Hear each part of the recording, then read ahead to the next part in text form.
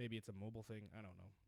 I think you don't understand how technology Yeah, I'm not works. great with technology, so whatever. You work in a technology company. I know, and I have a podcast. What are you gonna do? What are you gonna do?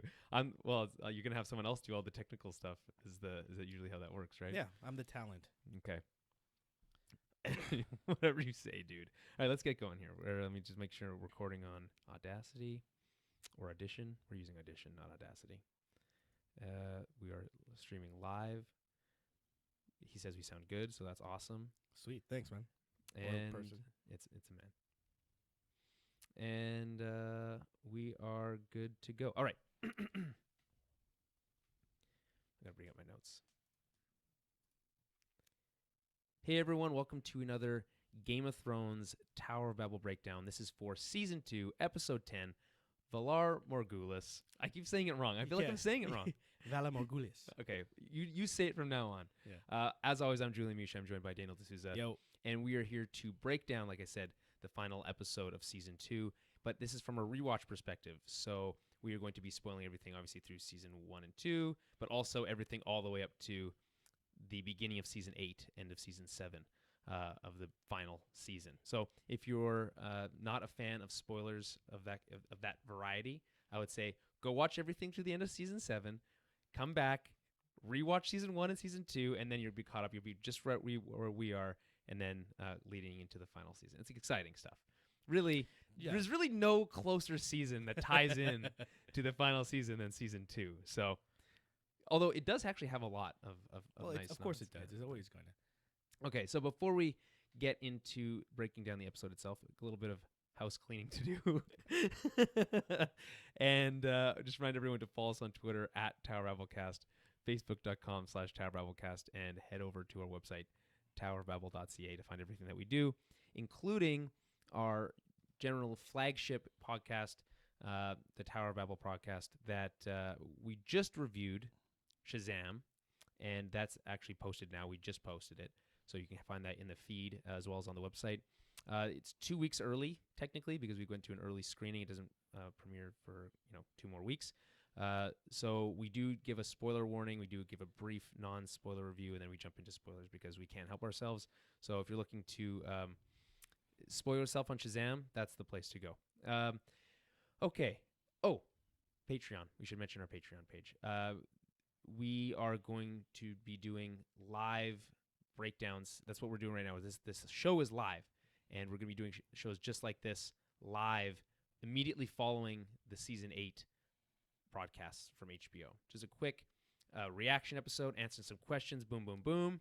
And then we'll be doing a full normal episode later on that won't be live. But those live episodes will be exclusive to Patreon subscribers. So you can go over to patreon.com/TowerBabbleCast, and for as little as $5 a month, that's one Starbucks coffee, I always remind people, you can help support the show and get bonus content. Also, our Season 8 preview episode is going to be Patreon exclusive as well. So if you are looking for that, that'll be next week. That'll be the Tuesday. It'll be posting Tuesday, the April 2nd. Does that make sense? Although it should Probably. Yeah, somewhere around there. Or it might be coming out earlier, depending on how we want to do it. It'll be no later than April 2nd. And that'll be, again, breaking down our thoughts on where we're going and where we're at. Thoughts and predictions. Yeah, into Season 8. Okay. Have I missed anything? Is there anything I should touch on? Let's just get going here. All right, let's jump right in.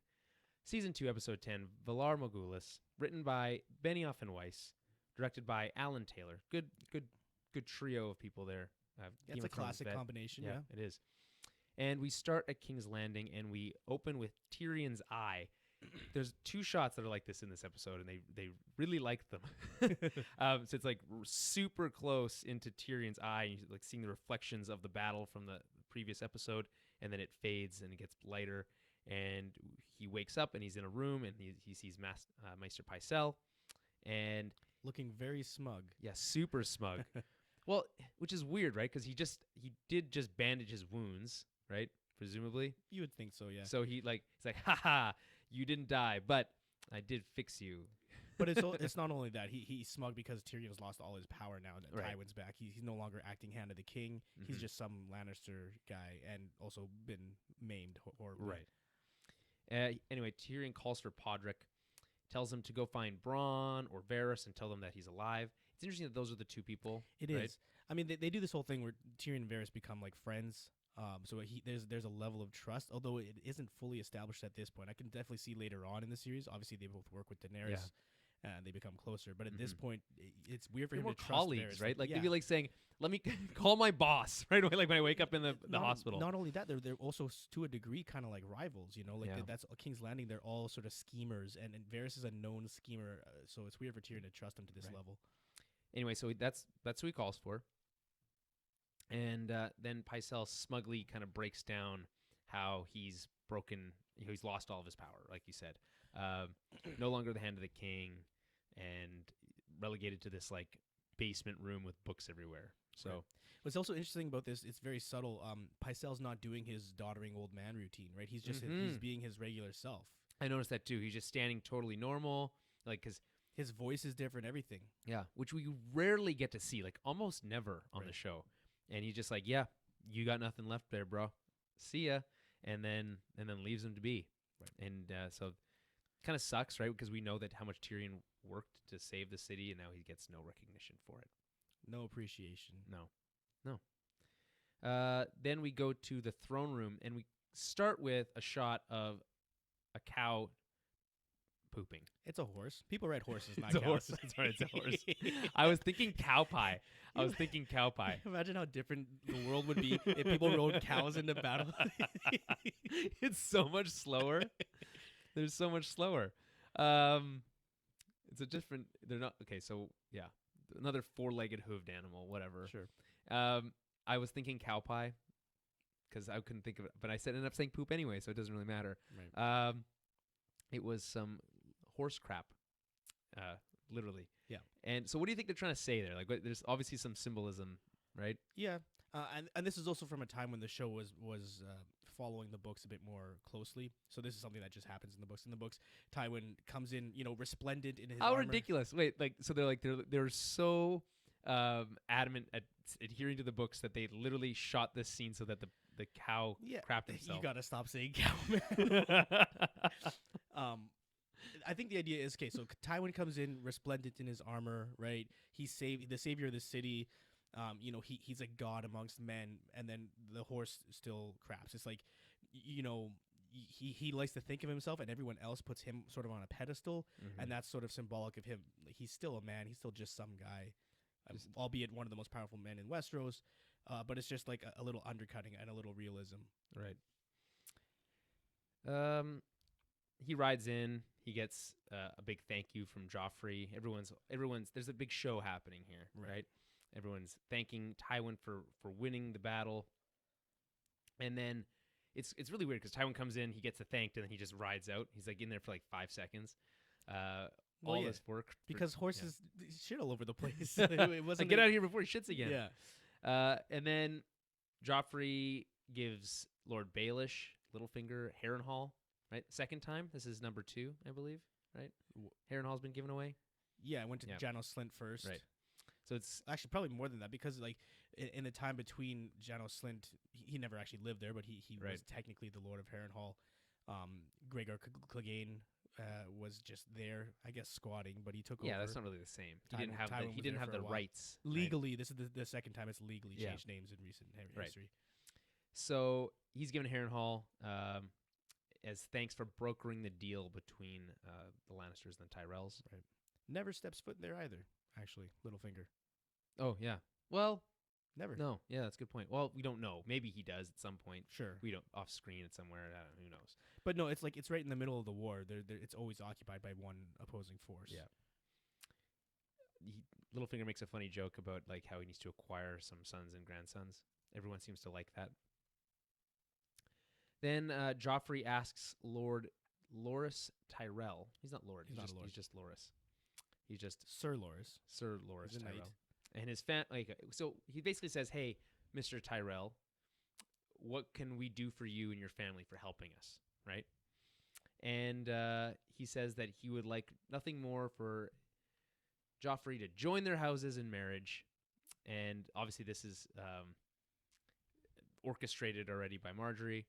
it's very funny how he stumbles on the whole like virgin thing. He's like, Mhm. she's it wasn't consummated. And so Sansa's looking on during this whole period. She's like, oh my, what's happening? Who knows?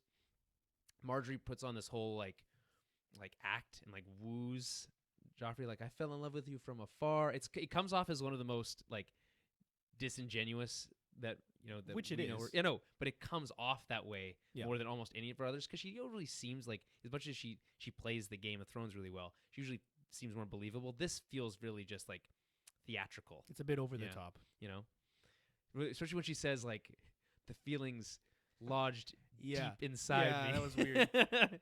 Like, really, that's how you describe? Interesting. Okay. Especially because like this deal's already made. It's not like you got to convince him. Like she's trying to like seduce him there. Right? Yeah. In front of everybody. Right. Yeah. And then what happens? So this is actually really interesting. So Joffrey says, wish I could.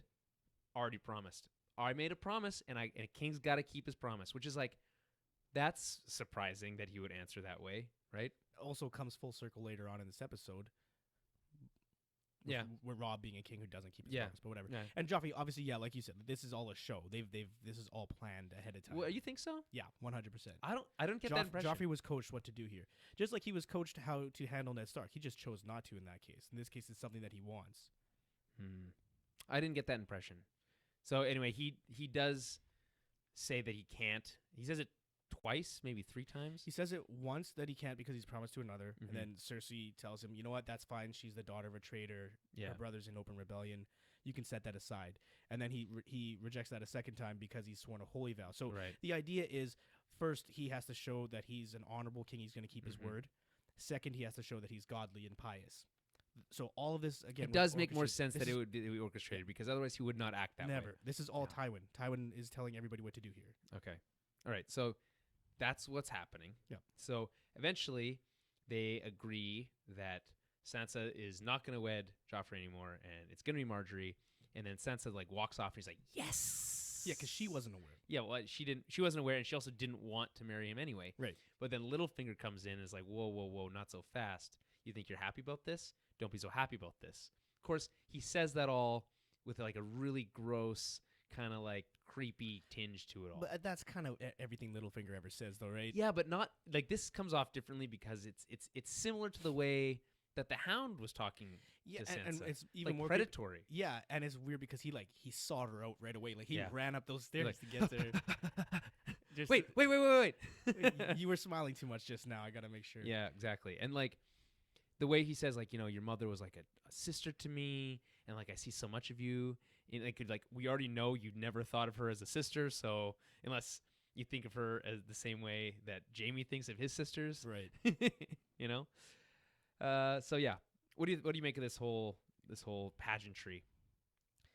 Well, yeah, the pageant stuff we've talked about. The Littlefinger and Sansa thing. Again, I don't know why he would go out of his way to tell her this, aside from the fact that he's trying to put her off balance so that she relies on him. He right? also does promise to take her home, right? Right. So it's about planting those seeds that ends up becoming a huge part of Sansa's story. Mhm. Is her reliance on Littlefinger and eventually overcoming that. But she learns a lot of lessons from him initially. But right now, she's still a little kid, scared, and he's her only lifeline, right? Right. So moving on, we go to Littlefinger's brothel, and Varys goes to visit Roz for some reason, and asks if she's happy in her current position. He's basically a recruiter. Yeah. Well, he wants her to act Yeah. as a double agent. Right.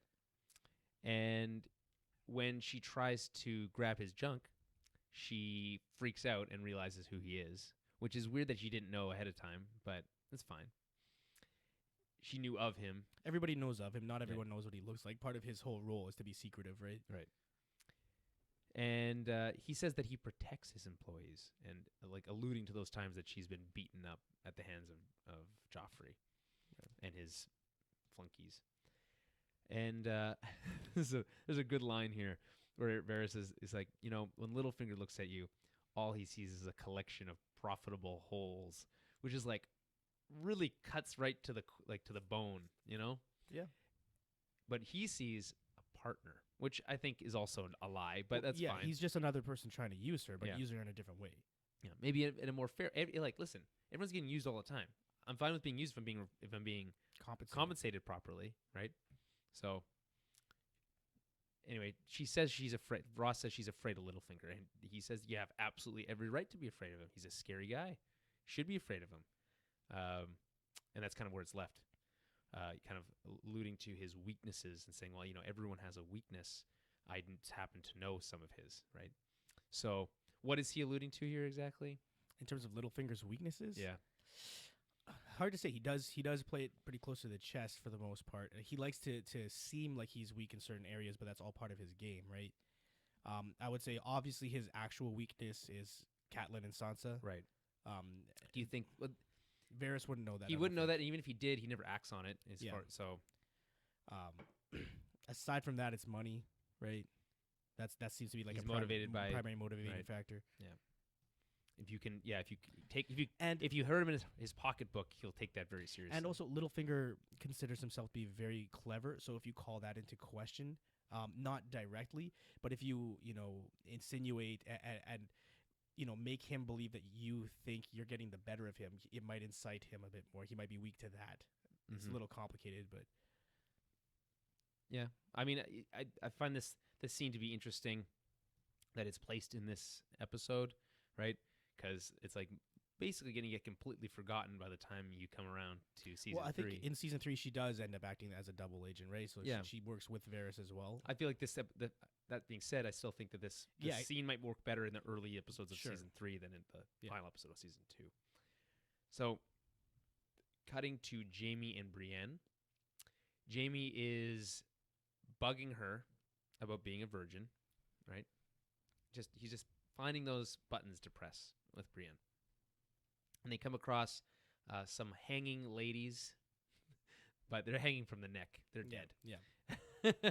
And a sign that says "laid with lions." And then Jaime, calls out to Brienne saying, like, you work for the Starks. It's the Starkmen that did this, right? You think they're so honorable? She says, I don't work for the Starks. I work for Lady Catelyn. It's a weird distinction to make, but it's there because she is a Stark, so it's that's fine.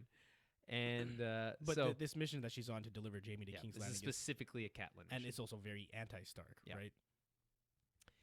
So she says she's going to bury them, right? And before she can do that, 3 Stark dudes come around the corner. And they're Starkmen because they're all wearing the same clothes that Ned wore. Right. And they have accents, northern accents. Exactly.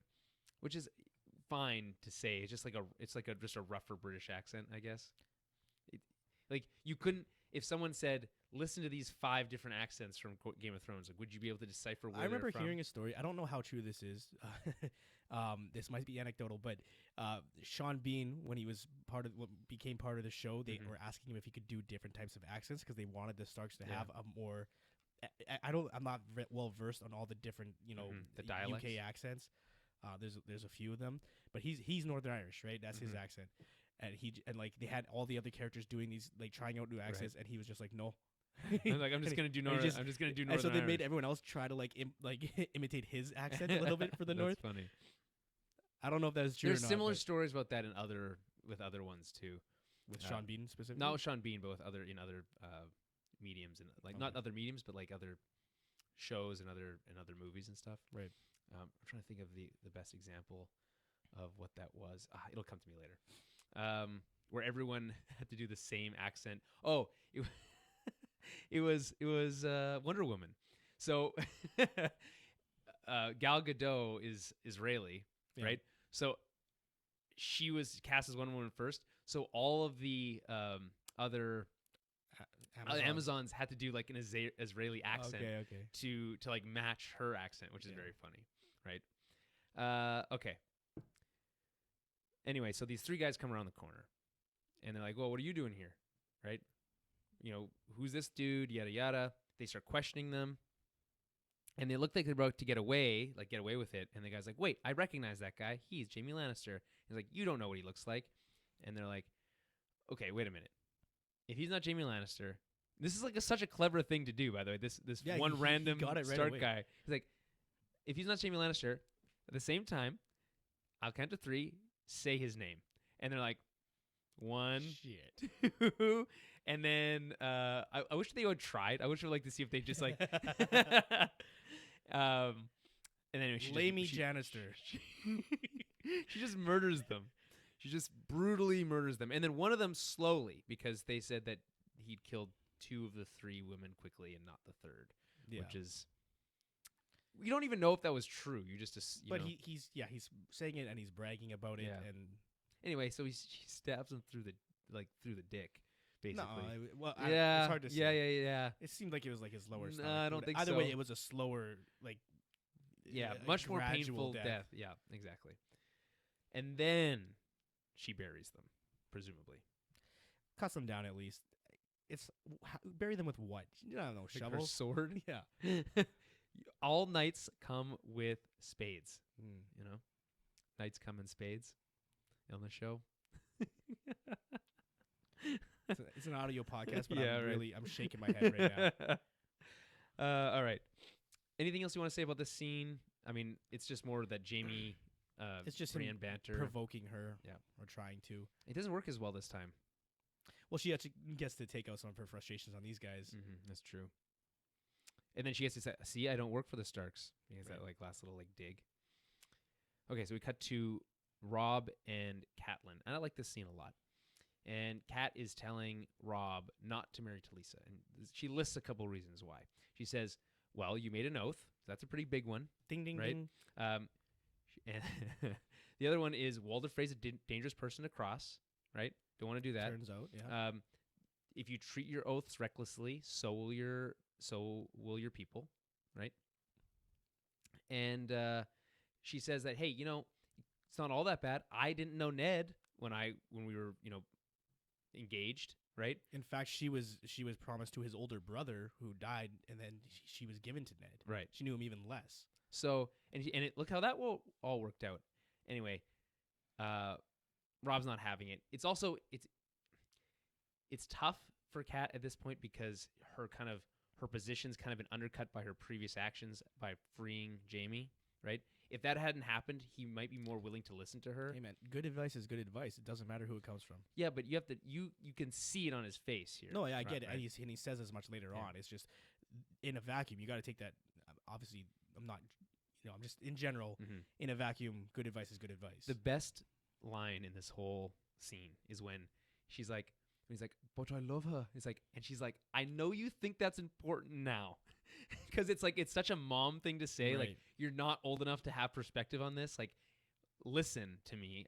I have the perspective. Take my advice. Yeah, we were all 17 Yeah, once, She's like, it might not be as fun as, what did she say? Like, forest passions in the forest or something like that, which is weird for your mom to say to you. But like, she's really trying to give him good advice, and he doesn't take it. Is really what it comes down to.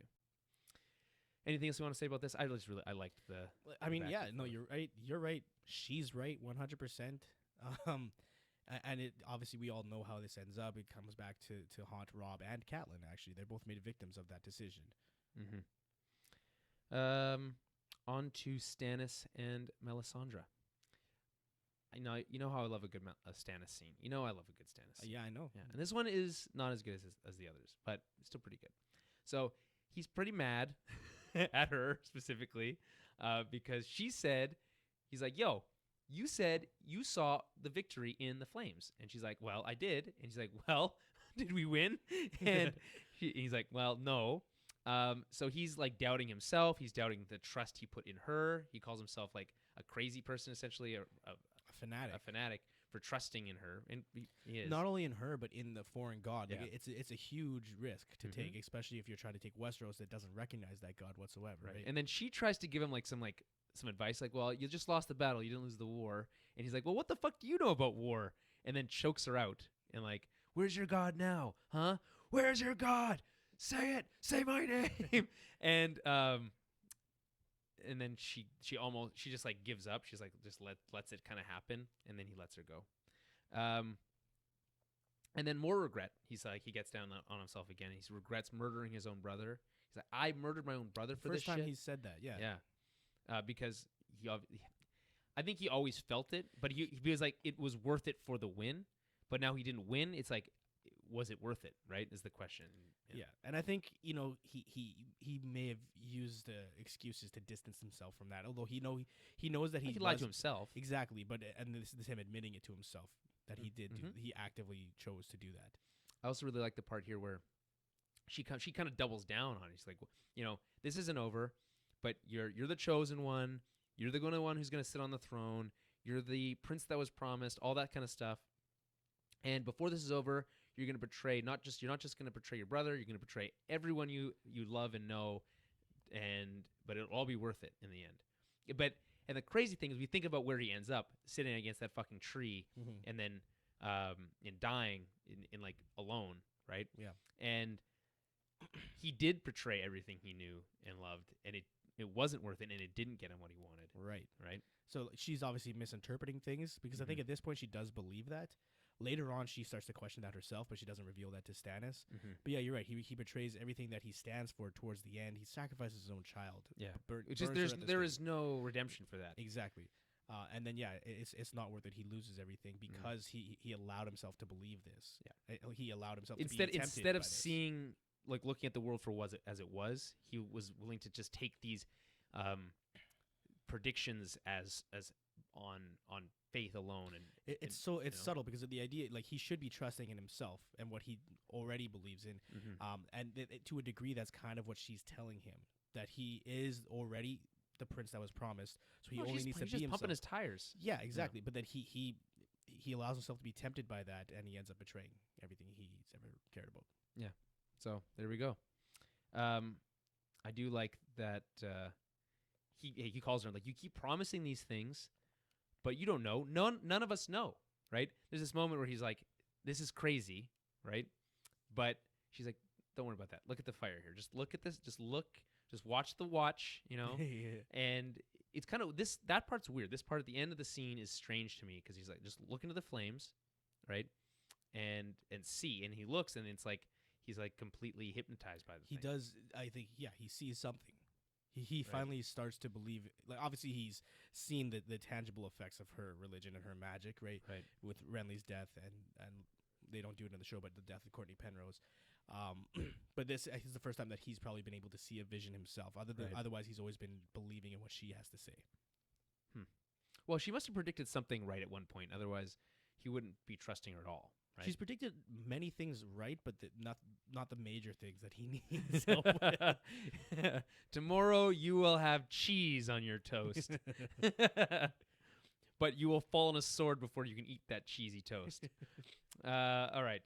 We cut to Winterfell, and Theon is real angry. He's sitting in a chair. It's nighttime, and there's someone outside who's blowing this horn. We know who it is. Who's blowing this horn over and over all night long, not letting him get any sleep, right? See, here's my thing. What's your thing? I totally get the concept of that being a siege tactic.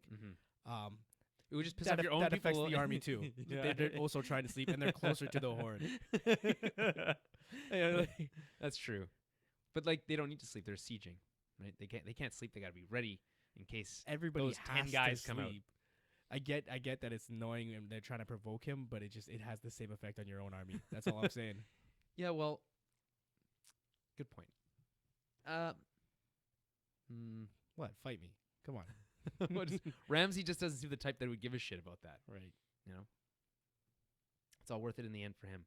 So, anyway, he's pissed off, Theon is, and he snaps at Maester Luwin, who's trying to give him advice.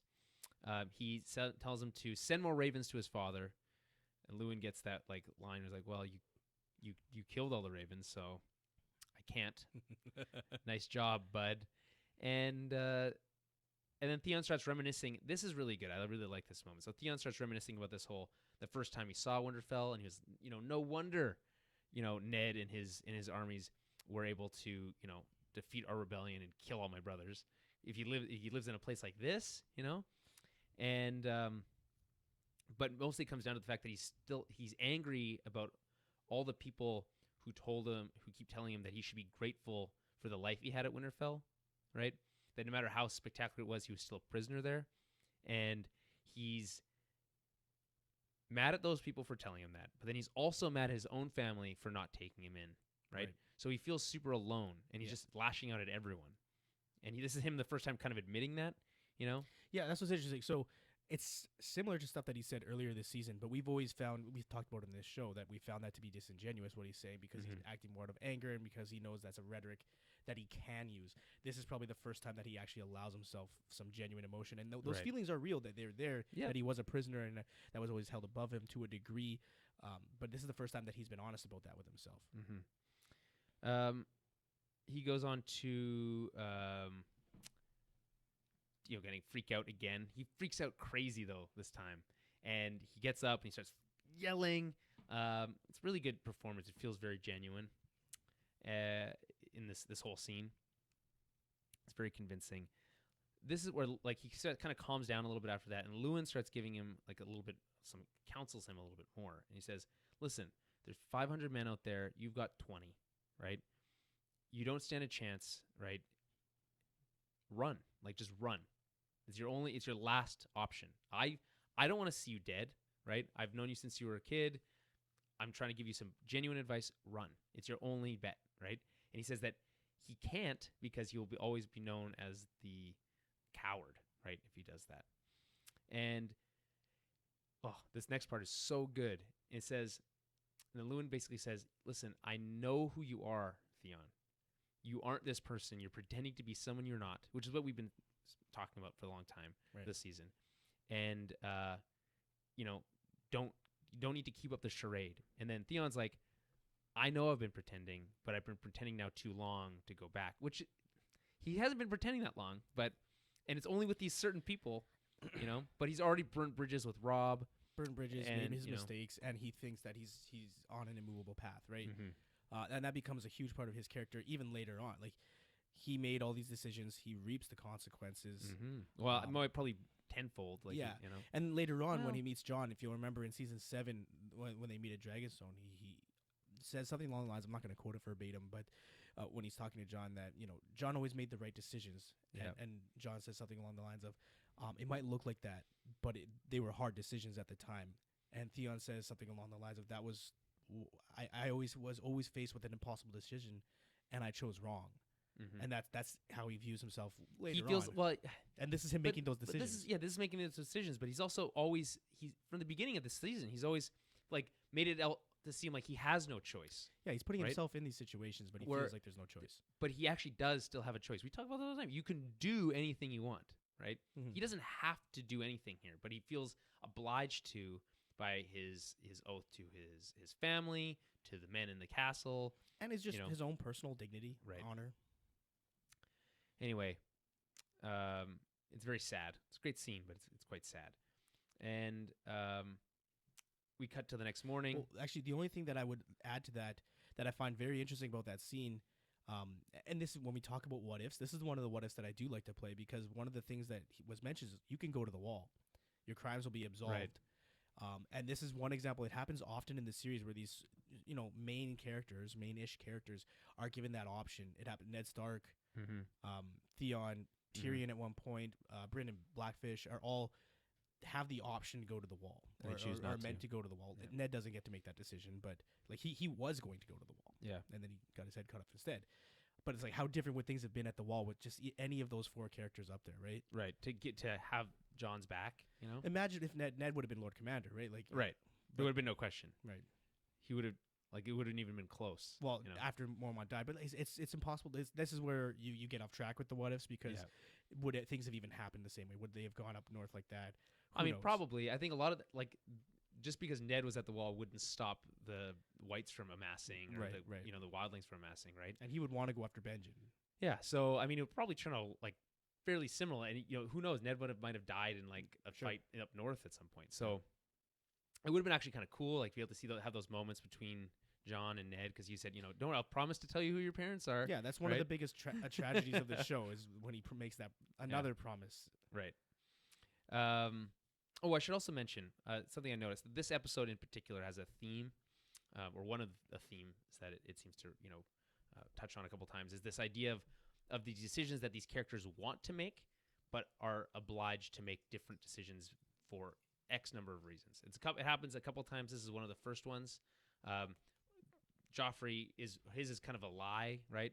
But the idea that I can't marry you because I have pre-existing stuff. But then like later on, there's a whole bunch of stuff that similar themes with Robb. I want to marry Talisa, but I'm forced to marry the Frey girl. Chooses to make that decision, and then these other people who make different decisions. Arya later on, who instead of going with Jaqen, stays in For her Westeros, family, right? She has to find. She has to. So there's a lot of these. I want to do this, but I have to. But I'm forced to do this instead. Yeah. Right. Duty. Mm-hmm. Okay. All right. So we cut to the next morning. Theon is making this big speech. It's a pretty good speech. Yeah. Right. And just as he finishes it, he's basically saying, we're gonna die heroes, right? Heroes' death, just amping everyone up to go and kill themselves, basically. And he finishes his speech, and he gets knocked on the back of the head and gets knocked out by his dude, Dagmar, who's been giving him advice the whole time, arguably bad advice. Just knocks him out, and they take the deal that they talked about a couple episodes back. Roose said, "Well, we'll cut him a deal. If they give us Theon, they can go home." It was Robb that said that, but yeah. Yeah, well, it was Roose and Robb that were talking. So they take that deal, obviously, and they hand him over, and then they go home. Or they all die. I don't think Ramsay's the type to really let them go. We don't know. We don't know their fate. But yeah, it's never explored. I believe that they all were taken and flayed. Well, again, we don't know. I choose to believe that they got home. Well, we don't ever see Dagmar or Black Lauren again. Yeah, but we also never really spend a lot of time at fair enough. And obviously, they're not like A-list Iron Islanders if they were given to Theon in the first place. Dagmar is a legend, but again, they downplay these characters in the show. They're very much just Ironborn A and Ironborn B. Right. They get some names. Theon says some of their names in this one. Right. Anyway, it doesn't matter.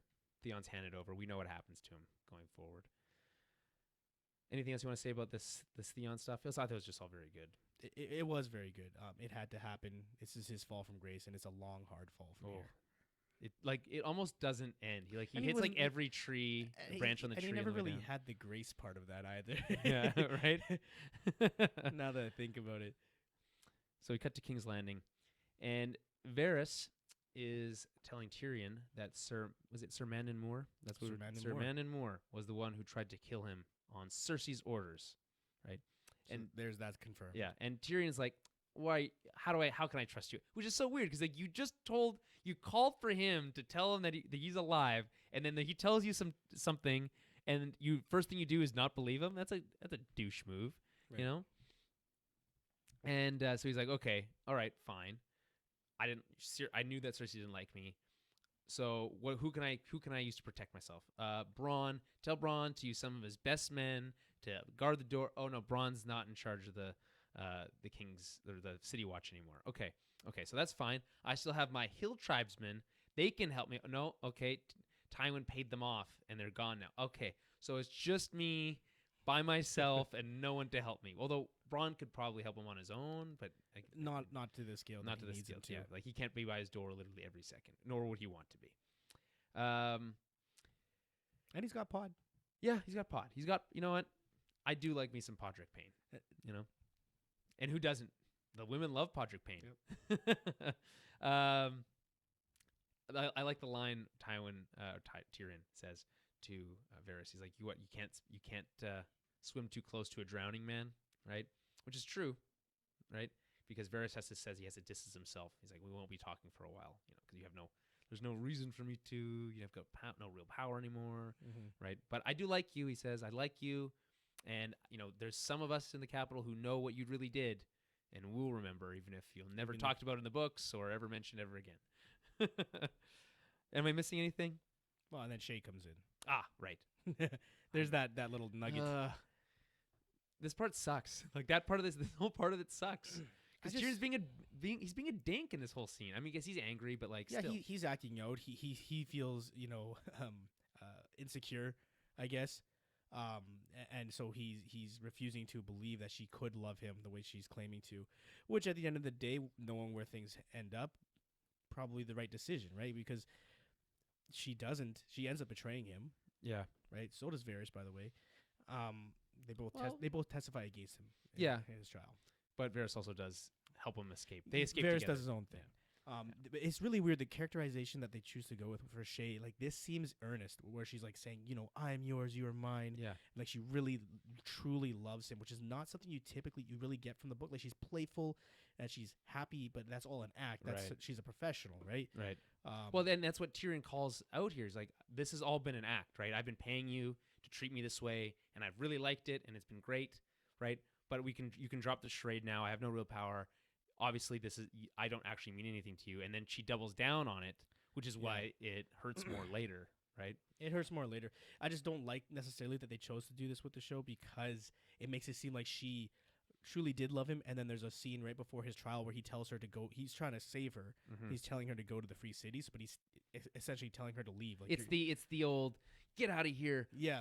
Like telling the puppy to go away. Well, exactly. The same way here. Arya does with Nymeria in season 1, which does make sense. Yeah.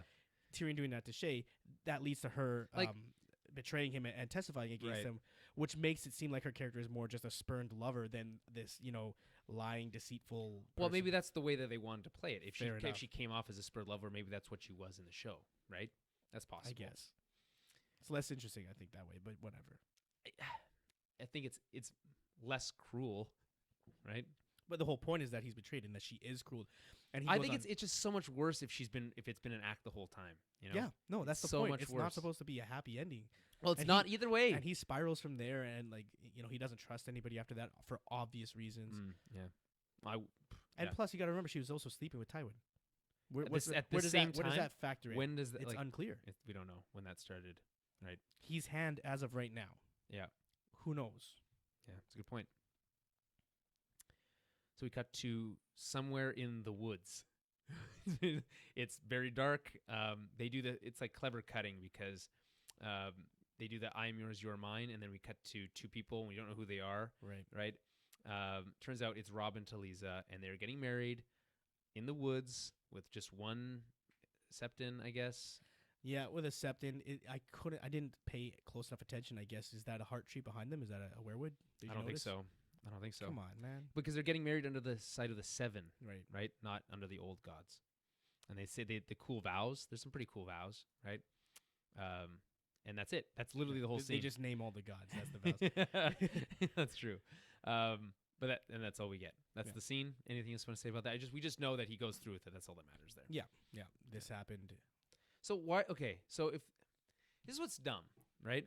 Because why are you having this secret marriage if everyone's gonna know you're married, right? If you're gonna if you're like, okay, we're gonna do this secret marriage, because you could have a secret marriage, and then like figure out the Frey thing later. I don't know that this was meant to be a secret marriage.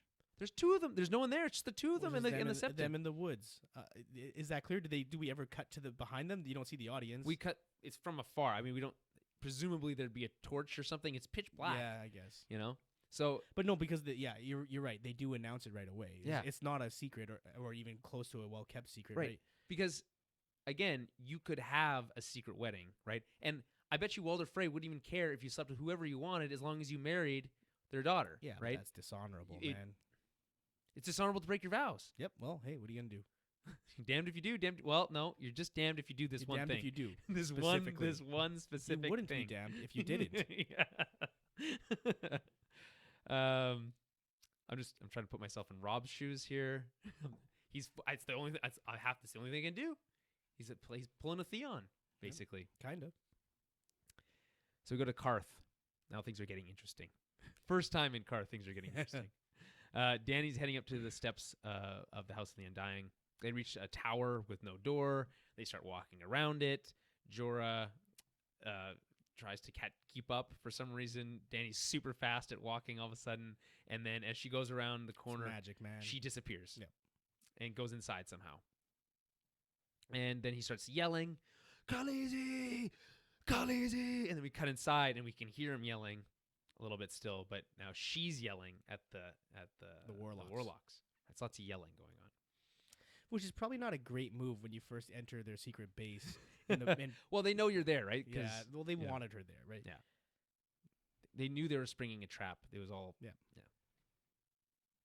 It's not even a trap. They told her to come, so it's more like an invitation. Right. Then we go to outside Harrenhal. That's the next place we go to, and Aria and her peeps are walking through some kind of canyon somewhere, and they see Jack and Hagar on the top of a cliff, and then they turn around and he's right behind them, and then the others go disappear somewhere, and then it's just I Aria. think she goes ahead a little bit, and then Okay. he appears behind her. Something like that. Anyway, it's just her and Jaqen for a little bit. Is what I'm trying to say. And she asks how she can be like him. She wants to. I want to be like you. You're so cool. And says that he says that they have. If you come with me, come to Bravos.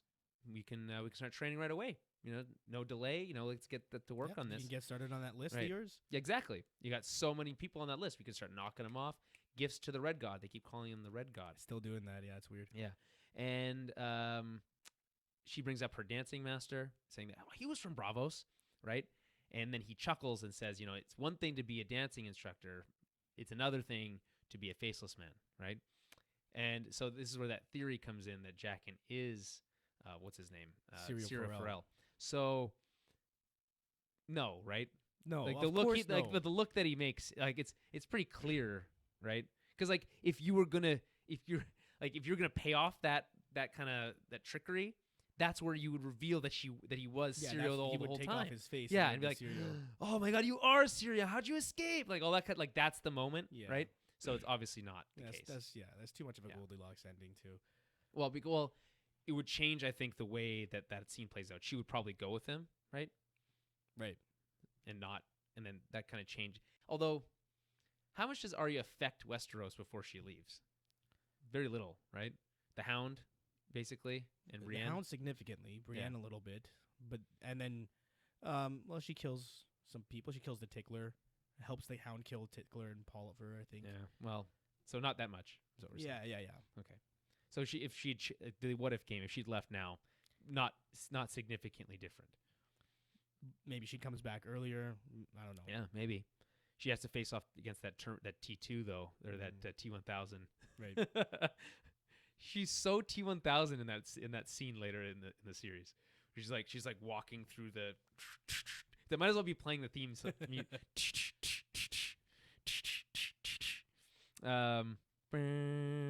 No, that's the Battlefield theme. It's very similar. Right. It's very similar. All right, where are we at? Okay. Oh yeah, so he gives her a coin and tells her to save Valar Morghulis if she's ever in Bravos, and gives that person the coin. He doesn't say what will happen if she does that, but says that the coin's not for buying horses. That's all she says. It's a secret. Yeah, and then he does do the whole changes his face thing, right? That's like the big reveal, and then he walks off. Which, I mean, it's not clear. It's a very nitpicky point, but how does that line up with later on how Arya has to have like a trunk of faces? He just turns away and turns back. It's like, is he like hiding a plastic face on his chest? That's why he doesn't turn all the way around. yeah. It's like how Batman disappears and then he's like hiding like behind a curtain somewhere. Yeah, exactly. Or like, was it Family Guy? He's like, now I will turn this water into wine. Okay, just turn around. Oh, it's South Park. Yeah. So just turn around. Just turn around. And I was like, okay, and they turn around. And he switches the thing. Yeah. It's the same idea. Okay, so yeah, that's the Arya storyline for this season. Any thoughts? This just is the beginning steps of her going down a fairly dark path. Yeah. And it doesn't really get much lighter, actually, now that I think about it. She just becomes Nope. a murder machine. Like, she's obsessed with death. Yep. And even, like, if you watch the trailer for Season 8, there's that one part where they're, like, presumably they're introducing the concept of the Army of the Dead to Arya. Yeah. And she said that she's worshipped, something along the lines of, I've already met the God of Death, or I've worshipped the God of Death. I'm interested to meet this one, something like Right. that. So, very dark. When did she meet the God of Death For a exactly? little kid. Well, she's familiar. I think maybe I'm familiar with A God of or Death? with the different Right. many types of death or something like that. Yeah. Okay. Then we go to Winterfell, and Asha and the boys emerge from the crypts, and they find Winterfell burning. And they look over, and their direwolves are super sad. They're making that sad puppy sound. And they see that Luwin, Maester Luwin, is hurt. We didn't mention this before, but Maester Luwin gets stabbed earlier. By Dagmar as well. Yeah. He's a real shithead, that guy. You know what? I hope he doesn't Yeah, make it you home. liked him I earlier. hope he doesn't make it home. No, I didn't. No, I didn't. You liked him at first. When you first met him, you liked him. Well, he has some charisma to him, you know. And then anyway, so Luwin's hurt and stabbed by a spear, and he's sitting there under the tree, and they come over to him and they want to help. He says he's feeling fine. He actually acts like he's very not hurt at all, and gives them advice, tells them what to do, where to go to the wall, be safe. Too many enemies to the south. And then he says, I pulled you into this world, both of you dumb kids. And, I'm lucky to have lived as long as I did in the life I had. So don't worry about me. I am good.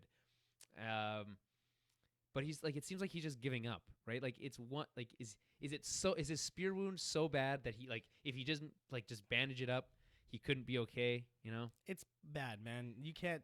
It's medieval times, first of all.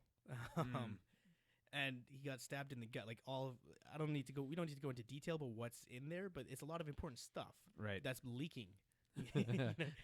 It's getting out. It's not supposed to get out. Yeah. There's an interesting, when this happens in the that it's written, is, the maester's a person you go to when someone's hurt. What do you do when the maester's hurt, sort of thing, right? Yeah. How do you help him? Doctor, you're sick. How do I fix you? Yeah. That's, I don't know. It's like, okay, no, just make an incision. Isn't there a movie where he has to walk someone through doing surgery on? It sounds familiar. I can't think of exactly. I'm sure it's happened in multiple movies. Yeah. Okay. Anyway, so he sends the kids away, and then he says, Asha, come here. You need to protect these kids. If you don't fucking protect them, I swear to God, I'll haunt your ass. Yeah. And even against your own kind. She's like, well, I didn't really. So I've been thinking about this. This Asha's character turn happens so fast.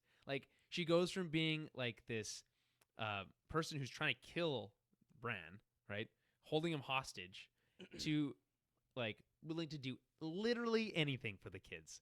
So when exactly? Well, that's a whole season, right? Because she's captured late season 1. But she, right, I guess. But she's basically their number one pal for the rest of her life. Yeah. Yeah.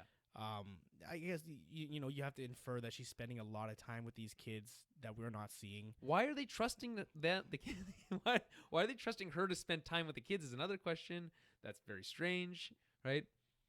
She's just, come on, man. It feels like I like Asha. I like I like where she gets to. I just feel like her journey's very accelerated. She goes from being a villain to being a hero in the matter of a couple episodes, and then is just superhero for the rest of the whole series. She does become a superhero. I think the point is that she was never a villain. She was just desperate. Right. And then they captured her and treated her nicely enough. And that's sort of the moral there is much like Theon was treated well by the Starks, and how everyone always says you should appreciate what you were given rather than be upset that you were a prisoner. She kind of, without having been told that, does appreciate that. And she's given a second chance, so she's going to protect these little boys. Plus, they're little boys. Right. Everyone likes... what are you going to leave these little boys everyone to die? Everyone likes kids. I get it. Not everyone likes kids. That's not true. Okay. Anyway, they leave, and before he asks, okay, this is where it's crazy. He asks her to finish him off. Mercy killing.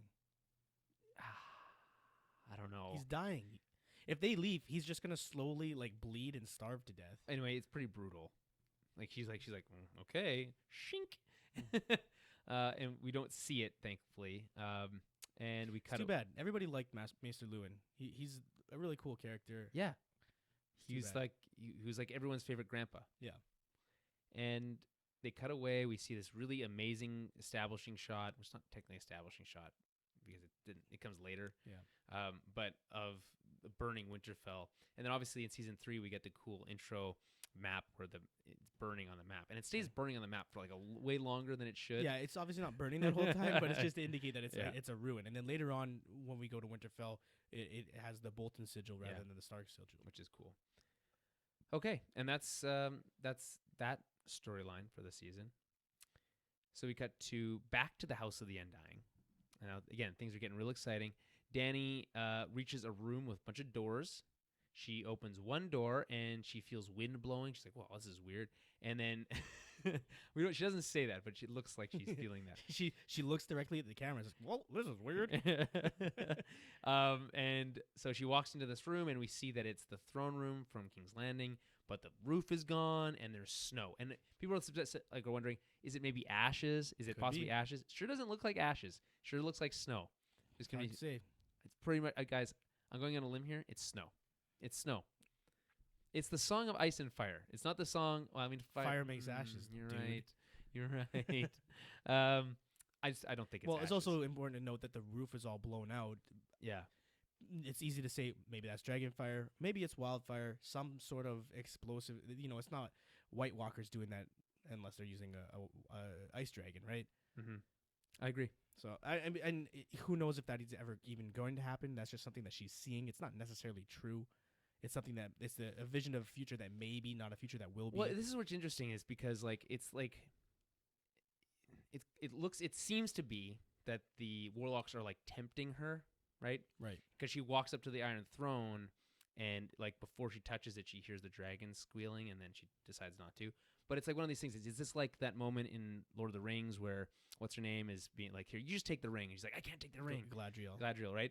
Is it like that, where like if she touches it, like then like she just lives in this fantasy world for the rest of her life? So to extrapolate on that, we know what the warlocks want. They want her in chains. They want to just keep her there because she gives the dragons power, and the dragons give them power. Right. That's Right. what he says later on. Yep.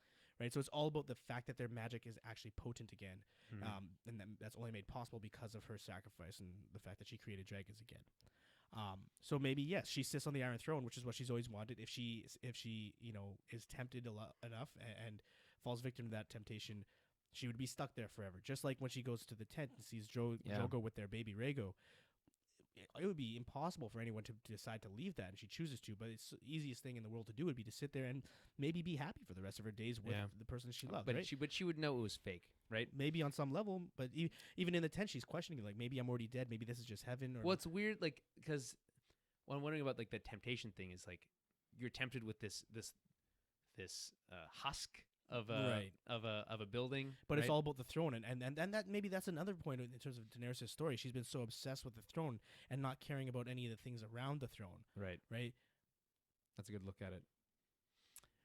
Anyway, so she leaves that room, and then the next thing we know, she's walking out of like the gate at the wall, and it's super snowy, and there's a tent that looks like the tent that her and Drogo used to hang out in, and then she walks into that tent, and then it is that tent, and then it gets like really summery on the outside, like the lighting changes from blue to yellow, orangey, Yeah. and then inside is Drogo with their baby, and it's like obviously it's cool that they got him back for that Jason like, Momoa for that one small scene.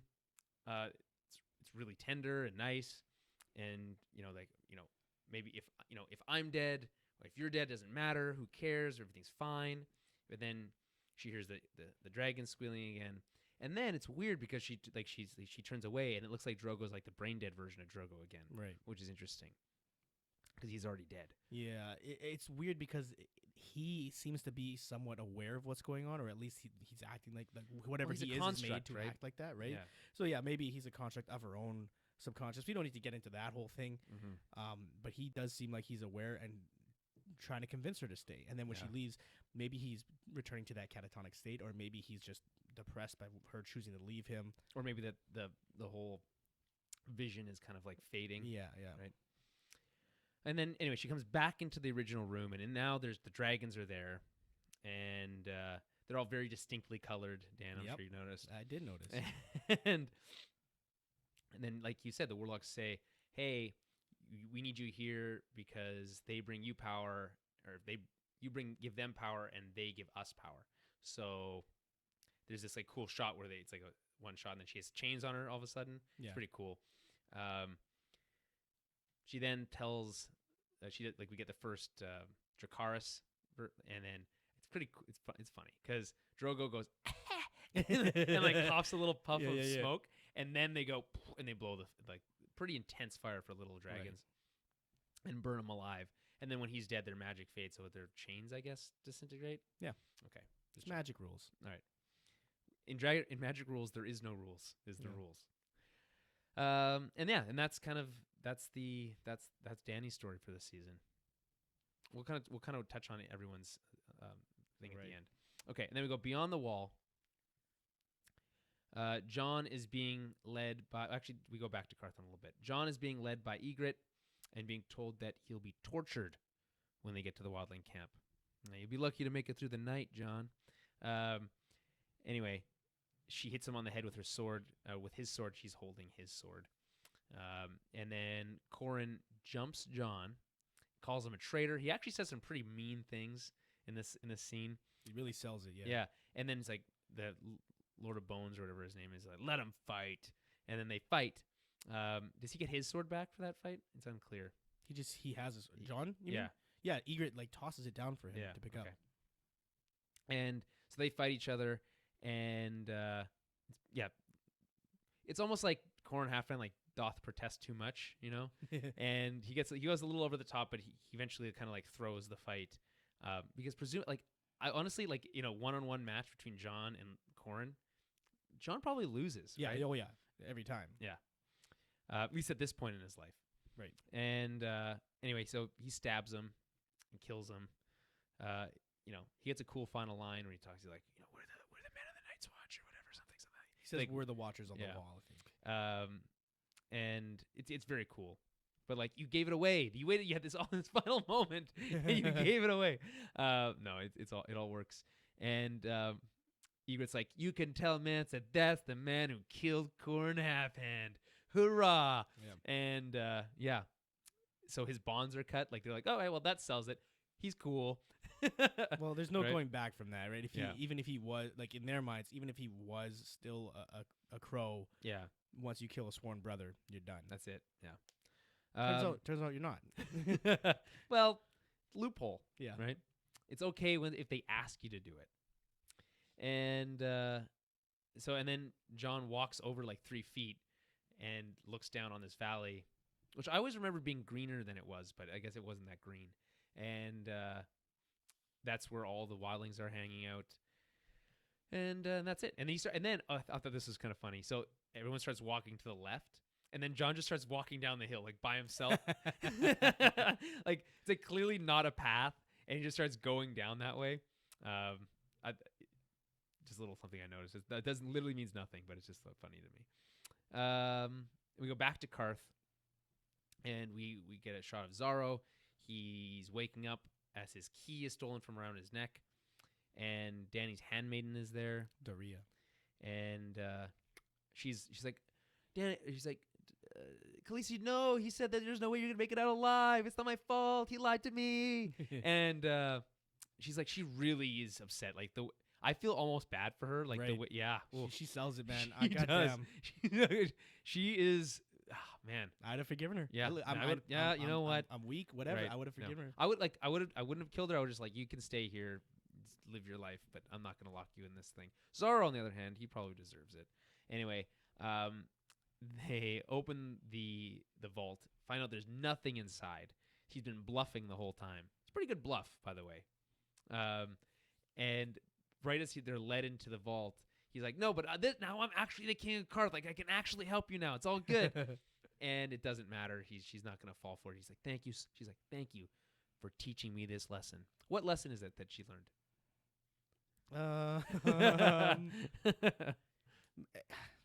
I don't know. Maybe something. It's some sort of thing about trust, about not about trusting herself over others, and not looking for the easy answer that he was trying to give her. Mm-hmm. It turns out the lesson was she's a conqueror. She's gonna just conquer his palace, steal all his shit, sell it, and get their ships and get out. Maybe the Iron Throne was the friends you made along the way.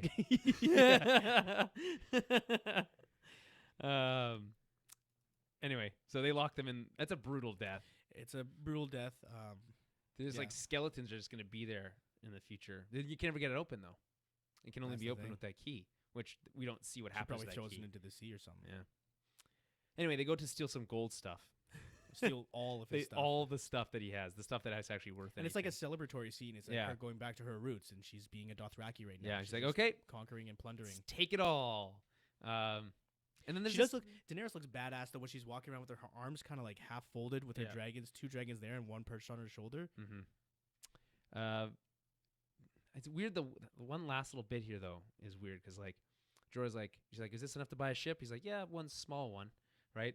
Like, okay, then go buy that fucking ship then. Well, like, you assume that's what's about to happen. well, but that's not what happens, right? Well, they have to sell all the stuff first, and then they go. Do they? Where do they go? What happens next? They go like to the harbor to find a ship. That's when Barristan comes to meet them, and then they set sail. They end up going to they will use his ship, right? but they end up going to Astapor from there. So they don't have to buy a ship. Yeah, in the end, they don't even buy a ship. But that was the plan. What like Barristan came on a ship that was sent by Magister Illyrio. Right. Illyrio. It's hard to say that name. Illyrio. Okay. So then we go to the Fist of the First Men, and Sam is with Gren and Ed, and they're finding poop to burn. And I can't say that with a straight face. And Sam is the worst because he's still going on about Gilly. It's like the worst version of it too. He's like, you know what I find most interesting though? What's really interesting? Like, oh my god, like please stop. Like we don't care. And yeah, it's just like that. Like even in the face of like all this like darkness and like sadness, that like she still has like hope for the future. Yeah, yeah. And they're like, no, you just care because she like It's one of those people that's paid like, attention to you. You know, like I get that he was mistreated and he was bullied, but it's like when you talk like that, like it makes me wish you were bullied a bit. It's like I'm not trying to encourage bullying, but if you know anyone that's like Sam, you should probably bully them until they're not like that. That's not what I meant at all. Just when he talks like this, I don't know. Yeah, he's what he's saying. He has it coming. Yeah, when he speaks his mind. I guess that's Yeah. not fair. Whatever. Anyway, so they hear the horn. And they're like, "Oh well, John is back." Yeah, and then they hear 2. They're like, "Oh shit, wildlings!" And then they hear 3 blasts. They're like, And they freak out. they freak the shit out. So they start sprinting away. Sam can't. He's incapable of this of a sprint. Yeah. He can't do it, and instantly falls over. He sees like this like blizzardy thing come towards him, and he starts seeing dead people. So he's like, "Oh shit!" So he hides behind this rock. He hides behind a rock. He hides behind a rock. That's right.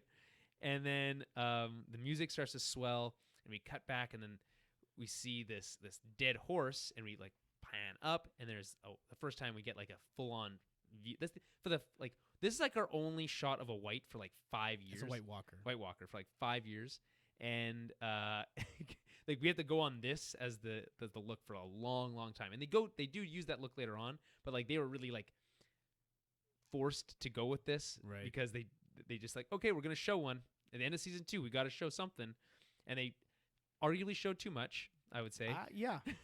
And It's so much better when it's like a mystery, you know. Obviously this happens. The attack on the Fist of the First Man happens in the books. We aren't there really. Sam's around, but he's not a big part of the battle, so you're still not seeing Right. the full effect of it. And it's just I like in the books how it is so much more of a mystery for so much longer. It's like it's a real slow burn. You can make the argument that's maybe too slow, but this big reveal may be a little early, I think. yeah, well, Because you know, like think about the prologue, how cool and like eerie and secretive that is, and then the idea that these rangers are going out on these missions and they're just disappearing, and even the free folk, they're a huge army, but you know, as they're marching down, every night there are a few that are just missing from the outskirts. Like they're just slowly being picked off, and they're all aware of it, and there's nothing they can do. That's so much cooler than having this giant army of the dead constantly. it's not even that giant. They're like really spread apart. Yeah, it's not a very organized army. But the idea that they're just an unstoppable force that's just like mowing through everything in the north. Well, it's like also doesn't make sense because like, so they attack the Fist of the First Man, and then what do they just go back into hiding for another 4 years? If they're capable of that, why would they not just attack Mance Rayder's host right away? What would they have to be afraid of at all? Yeah. Every Right. time someone dies, they just get another soldier. Like Right. you know what I mean? So it's like I feel like they at this point in the series, they felt like they need to show something to kind of sell the show a bit more still. Right? Sure. And so they kind of maybe played their hand a bit. They try to pull it back. Like we don't really see a lot of them for another I don't know, 3 seasons, I think, until we get that shot of the baby with the eyes turning. Right. I don't Right? remember exactly where that is. But that's not till like at least season 5, I think. 4 or 5, yeah. And either way, like it's even worse with the fact that you have Sam there, like to see the whole thing, and like he never really addresses it. I don't feel like. Yeah, You know? that's a good point. Never talk about this. The White Walker looks directly at him, acknowledges him, Yep. screams, and then ignores him. For all we know, it's the same fucking White Walker that attacks him later in the forest, and then he's like, "Oh man, I really wish I killed him when he was hiding behind that rock." Right. Right? Is there any way to explain this scene in a way that makes sense, or is it just one of those things that like it looks cool in retrospect? Maybe they shouldn't have done it that way. Is there any way to explain it? Okay, look. Off the bat, no way it doesn't see him. Yeah, I know that the way they it's shot, play like- it. They play it like he's looking directly at Sam. Right. So it's not like he overlooks him. I don't think he feels pity. Right. Like you mentioned earlier. Like I don't think that is something that they are capable of, or you know. I think the way to explain it, which is a very loose, very surface level explanation, is that Sam is completely just not a threat to that. Like he just doesn't matter to that thing. It's not worth his time to get off the horse to kill him. Right. But there's a million other dead things that would. You know what I mean? Like, right. Yeah. It I doesn't don't make any sense. So they just decide to let this one live when they're going to go massacre the rest of the Night's Yeah. Watch. I don't know. It makes no sense. I don't. Yeah. It's like it's like the threat level 100, threat level Yeah. whatever, and like looks at Sam, threat level -10. Yeah. Like it needs help. So yeah, it's just probably the most glaring. There's a lot of stuff in the season that isn't great, and I feel like they're still trying to get their legs under them. This is, I think, one of the most glaring and obvious ones. Like, what the fuck were you guys thinking? Like, Sam Right. didn't. You could have done that shot without Sam there, right? Sam could just run away with the rest of them, and maybe he's a little bit slow, and maybe he sees them behind him, but he gets away. But a scene of him hiding behind a rock is stupid. It's just dumb. Or like have him hide in like a little cave inside the on the hill, the Fist of the First Yeah. Man. He like somehow like trips and falls or whatever, gets into this space, Where and he they can't don't be notice seen. him, Yeah. but he sees everything, and like holy shit, it's just as cool a reveal. Yeah. And then you don't have these questions. Like it feels like they're like, oh wait, well we're all done the season. Like no, oh shit, we forgot to film something. Okay, there's a rock there. Yeah. Okay, hide behind that rock. That's all we got. Okay, bring in the dead horse. Yeah. So it's unfortunate. All right, that's season 2. Thoughts on this episode? Thoughts on the season as a whole? The episode's solid. I mean, aside from little like nitpicky things like that, it is a solid episode. The 10th episode of every season, especially for the first These couple, are pretty good. it's good. It is dealing with the It's satisfying. the Blackwater, but it really is about checking in with everybody, tying up each story to a degree, because you do have a story long arc Yeah. amongst a larger arc, right? So I think it does that well by checking in with each character, sort of ending where they're at. There's a lot of momentum leading into next season. Everyone's going somewhere.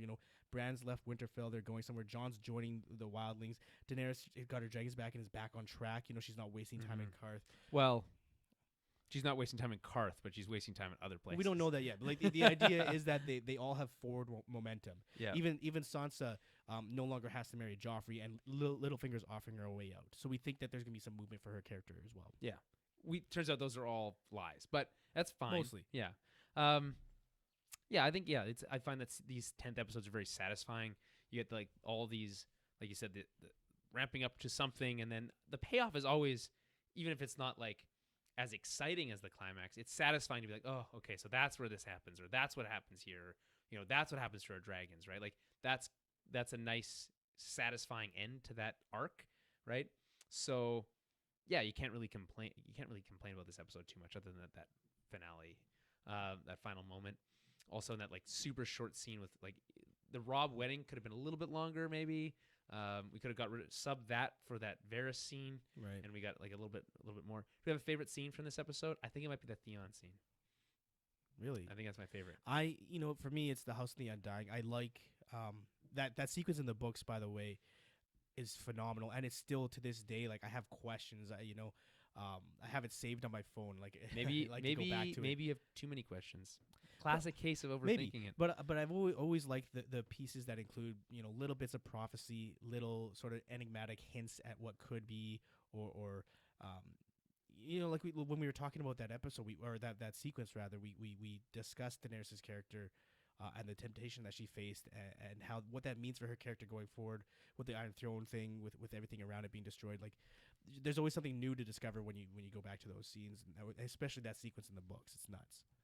Well, I mean, yeah, obviously coming into the final season, this prophecy or that those visions, I guess, really on that specific one with the throne room is really where people are going to start. People are looking. For hints. There's really not anything given there other than a visual look that we get at it. Then like the Red Keep is destroyed. Yeah, that's all we get, right? And that could mean a million things. So I think that is interesting as far as the way it ties into the final season. We don't have I was joking at the beginning of the episode, like, this is the season you want to watch for season 8. It's not, right? But there is certain things that pay off from this season, and I'm okay with that. So I mean, it's okay. I mean, we went into this one, the season 2 being widely regarded as one of the worst seasons. It's hard to say because I don't really remember exactly all the rest of them exactly perfectly. Yeah, and it's not even about putting them in order, but season 2, especially when you first watch it, is inaccessible. Yeah, I can There's see too much happening. This first season is pretty tight. Even the first season is hard to access if you aren't able to keep track of all the characters and houses and new things that you're being introduced to. But I think if somebody, as a casual viewer, gets through the first season, they might be easily turned off by this one. Yeah, well, it gets like exponentially more complicated in the second season. Like more stuff, more houses, more landscapes, like everything, more everything. And there are some of us like myself who love that kind of stuff, the world building. And but I remember being confused. Yeah, no, I can totally understand. So, what else? I'm trying to think. What would be is this season 5? I guess is in my mind, without having rewatched it recently, I remember thinking season 5 is the worst, just because the thing that stands out the most of that season for me is all the surprise knife deaths. Just episode starts. Okay, title sequence. Okay, sit down. Maybe here's have some popcorn. And dead. And that character's dead. And that character's dead. And that character's Bruce Bolton dead. Doran Martell dead. Aria Hota dead. With no setup, no payoff. Just done because the show had no room for them anymore. That's also after that season. The Roose one's not bad. It's not great because I feel I'm confident that will happen in the books, but it wasn't built up properly. It was just a surprise. I don't like that. Suspense for a surprise. We talked about that. Right. And that's also the point where they started shortening the seasons, and I wasn't happy with that. Like 5 was the last regular length season, right? Maybe they felt like they did that last 10 episode season. Like, well, we don't have enough characters stuff. anymore. Like, we don't have enough stuff to fill in the rest of these episodes. We can only do. But that was by design. I think they were planning that ahead of time. Yeah, I think this will go down as one of those shows that the showrunners just burnt out, and And to be completely fair, they still made great TV for most of the time that they were burning out, if we can assume that. So season 6 is great. That's Battle of the Bastards, right? Mm-hmm. It's huge. Plus, the rest of that season is really good.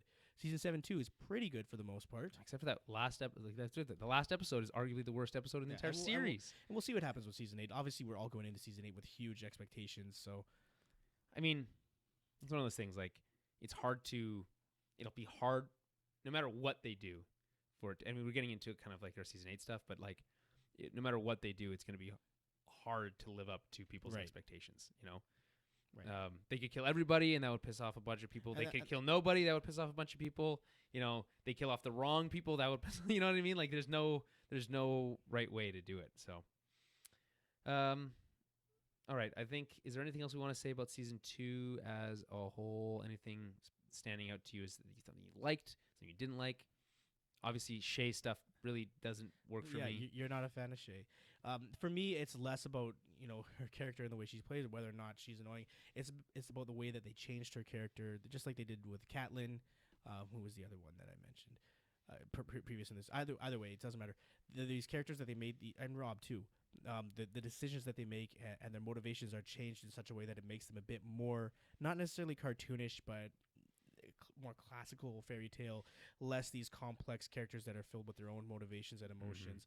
You know, for Shay to be essentially to go from being the prostitute to the blushing, love-struck, like genuine, heartfelt lover of Tyrion. That one doesn't bother me as much, but you're coming from that from a different perspective. You're coming from that from the perspective of what you know her to be from the book. From the books, but also just think about her arc in the show as well. It doesn't make a ton of sense. Maybe he saved her and she's in a better place because of him, and maybe she just genuinely grows to like him. Yeah, I mean, I feel like that's more believable than some of the other ones. You know, and even like the change they make with Kat and the decision she makes with Jaime, it still makes some sense, not as much, so. It's not as bad as people say this season was. Right. There is some bad episodes in it. The Dany stuff can feel plotting at times, but but in retrospect, again, in a rewatch, you can there's more to that stuff. You can kind of piece together, which is nice. I guess the good thing about season 2 is there's a lot to unpack, which can from a rewatch perspective gives you a lot to talk about, right? Which is why our episodes stretch to about an hour and a half. Which is fine. Okay. I think that's it. I think we can wrap it up. I guess I would say, I was going to say what the thing that I liked. All the Stannis stuff. I thought Stannis I think Stannis is great in this season. You have a man crush on Stannis. It's fine. But also that scene, obviously the scene sticks out between Renly and Stannis as being, this awesome scene that we only got one of the entire series, maybe missed opportunities is one. Yeah, and I mean, in terms of characters that they introduced in the season, there were quite a few of them. He's one of the stronger ones, definitely one of the more interesting ones, and one of the ones that has a significant effect on the total story. Yep.